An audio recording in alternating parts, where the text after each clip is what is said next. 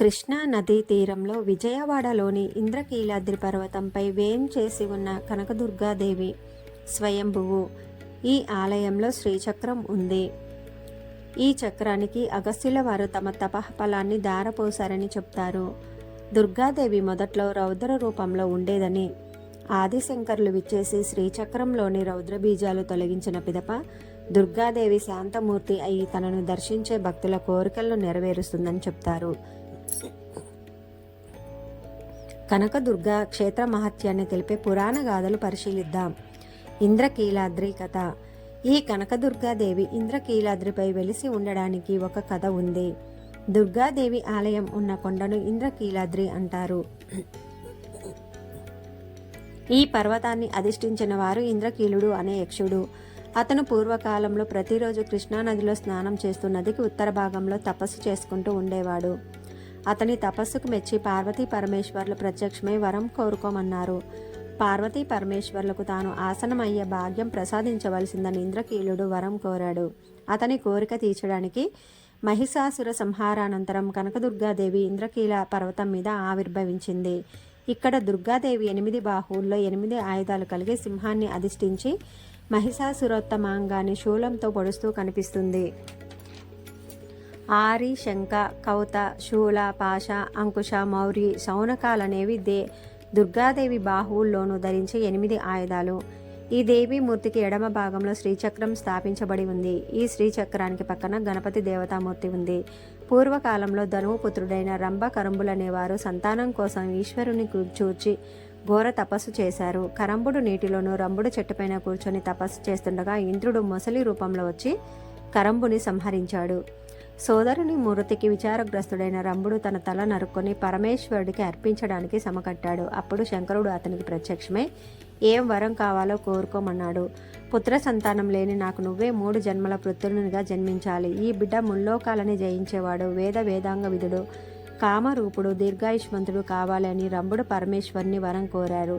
ఈశ్వరుడు అతనికి ఈ వరం ప్రసాదించాడు. రాక్షస స్వభావుడైన రంభుడు ఇంటికి తిరిగిపోతూ దారిలో ఒక మహేషిని చూసి దానితో బలాత్కారంగా మైథునం సాగించాడు. అప్పుడు రుద్రుడు తన అంశతో ఆ మహేషి గర్భంలో ప్రవేశించాడు. చూలు నిండాక మహిషాకారంలో బిడ్డ జన్మించాడు. అతడే మహిషాసురుడు. అతడు మహాబలవంతుడై ఇంద్రుని జయించి స్వర్గాధిపత్యం పొంది ముల్లోకాలను గజగజలాడిస్తూ లోక కంటకుడయ్యాడు. ఒకసారి మహిషాసురుడు కాత్యాయన మహర్షి శిష్యుని బాధిస్తూ ఉండటంతో మహర్షి ఉగ్రుడై శ్రీ చేతిలో నీకు మరణం సిద్ధిస్తుందని శపించాడు. అయినా ఆ ఆసురుడు తన దుష్టబుద్ధిని వీడక శ్రీ సాధు పుంగవులను, దేవతలను, ఋషులను బాధిస్తూనే వచ్చాడు. అప్పుడు దేవతలంతా కలిసి ఆదిశక్తిని ప్రార్థించారు. దేవి ఉగ్రచండి అనే పేరిట ఉద్భవించి మహిషాసురుని సంహరించింది. మరో జన్మలో మళ్ళీ ఈ మహిషుడు రంభుని పుత్రునిగా పుట్టి తన దానవ నైజంతో దేవతలను పీడిస్తూ ఉంటే ఆ దేవతల ప్రార్థనపై ఆదిశక్తి భద్రకాళి రూపంలో అవతరించి మహిషుణ్ణి మట్టుబెట్టింది. 3వ జన్మలో ఈ మహిషుడు ఘోర తపస్సు చేసి బ్రహ్మచే వరం పొంది ఇష్టానువర్తిగా వ్యవహరిస్తూ లోకపీడితులయ్యాడు. ఆ మహిషునికి ఒకరోజు మహాకాళి తనను ఒడిసిపట్టి తల నరికి రక్తపాతం చేస్తున్నట్లు భయంకరమైన కల వచ్చింది. అందుకు కంపితుడై మహీషుడు భద్రకాళి గూర్చి ఘోర తపస్సు చేశాడు. అప్పుడు దేవి ప్రత్యక్షమైంది. ఇక తనకు జనన మరణాలు లేకుండా వరం ప్రసాదించమని, నీ చేతిలో హతుడైన నాకు నీ యజ్ఞ భాగార్హత కలగజేయవలసిందని మహీషుడు కోరాడు. మహిష, నువ్వు నా రుద్రాంశ సంభవు. నాకు వాహనం కావడానికి బ్రహ్మ నిన్ను సృష్టించాడు. ఇక నువ్వు నా వాహనంగా ఉండి నేను నిలిచిన చోట పాదాక్రాంత శరీరుడవై నా సన్నిధిని నిలిచి ఉంటావు అని దేవి పలికింది. ఆ తర్వాత మహీషుడికి మళ్ళీ జగన్మాత మాయ కమ్మడంతో మళ్ళీ అసుర చేష్టలకు పూనుకొని దేవతలను, దానవులను పీడిస్తూ ఉండడంతో దేవతల ప్రార్థనపై మరో శక్తి శ్రీ కనకదుర్గా మాత రూపం ధరించి సపరివారుడైన మహిషాసురుణ్ణి సంహరించింది. శంభుని శుంభుల కథ. మహిషాసురుని వలె అతి క్రూరంగా వ్యవహరించిన శంభుని శుంభులనే రాక్షసులను దుర్గామాత వధించిన గాథ పురాణాల్లో చెప్పబడింది. పూర్వం శంభని శుంభులనే రాక్షసులు ఇంద్రాది దేవతల్ని పదవీ భ్రష్టుల్ని చేసి ముల్లోకాలకు అధిపతులై పీడిస్తున్నారు. దేవతలంతా దేవిని ప్రార్థించారు. వారి మొర ఆలకించిన దేవి శరీరం నుంచి దివ్య తేజ రూప లావణ్యాలతో ఒక కన్య ఉద్భవించింది.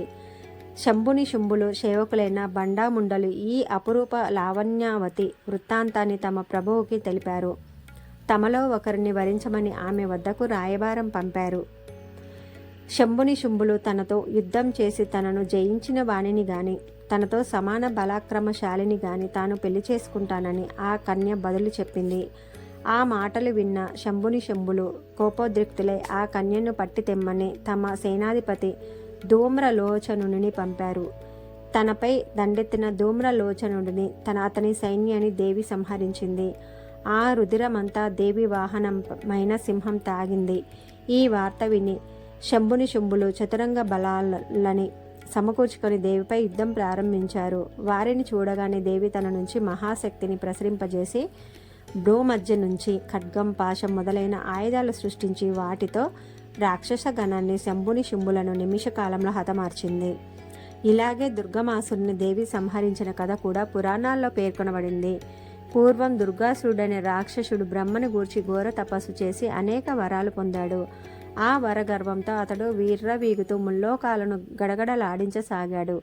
ఇంద్రాది దేవతలు ఇప్పుడు పరాశక్తిని మొరపెట్టుకోగా ఆ దేవి కరుణించి శతాక్షి రూపం ధరించి దుర్గాసురుణ్ణి సంహరించింది. ఆ దేవి హేమ్రవర్ణం తేజస్సుతో వెలుగొందడం వల్ల హేమే దుర్గే అని ఆమెను దేవతలు స్తుతించారు.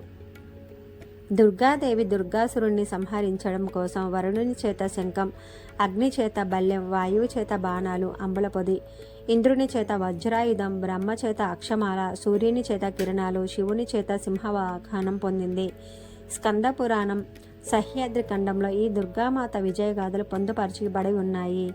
శ్రీ మహాకాళి, శ్రీ మహాలక్ష్మి, మహాసరస్వతి, బాల త్రిపుర సుందరీదేవి, లలిత త్రిపుర సుందరి, రాజరాజేశ్వరి, చిశక్తి రూపమైన కుండలిని మహాశక్తియే శ్రీ కనకదుర్గాదేవి. శ్రీ మాత్రే నమః.